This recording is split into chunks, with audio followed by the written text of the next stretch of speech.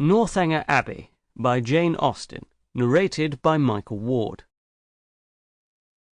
Chapter 1. No one who had ever seen Catherine Moorland in her infancy would have supposed her born to be a heroine.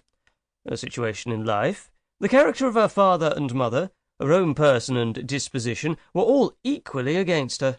Her father was a clergyman, without being neglected or poor, and a very respectable man, though his name was Richard, and he had never been handsome.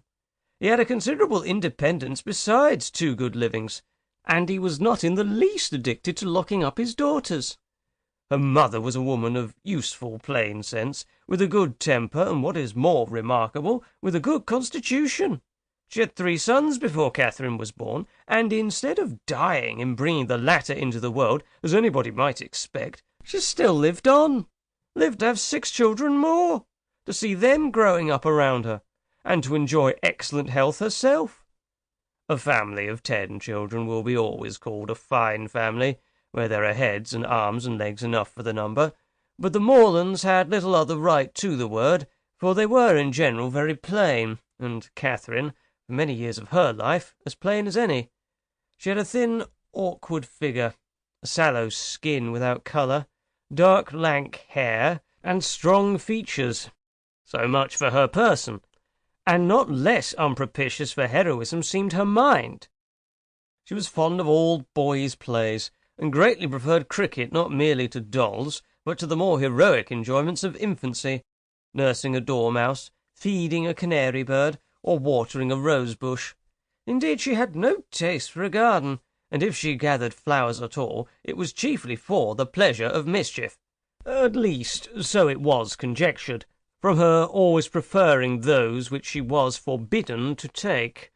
Such were her propensities. Her abilities were quite as extraordinary. She never could learn or understand anything before she was taught, and sometimes not even then, for she was often inattentive, and occasionally stupid. Her mother was 3 months in teaching her only to repeat the beggar's petition, and after all her next sister Sally could say it better than she did. Not that Catherine was always stupid, by no means. She learnt the fable of the Hare and Many Friends as quickly as any girl in England. Her mother wished her to learn music, and Catherine was sure she should like it, for she was very fond of tinkling the keys of the old forlorn spinet. So at 8 years old she began. She learnt a year, and could not bear it, and Mrs. Moorland, who did not insist on her daughters being accomplished in spite of incapacity or distaste, allowed her to leave off. The day which dismissed the music-master was one of the happiest of Catherine's life. Her taste for drawing was not superior, though whenever she could obtain the outside of a letter from her mother, or seize upon any other odd piece of paper, she did what she could in that way, by drawing houses and trees, hens and chickens, all very much like one another. Writing and accounts she was taught by her father, French by her mother. Her proficiency in either was not remarkable, and she shirked her lessons in both whenever she could. What a strange, unaccountable character!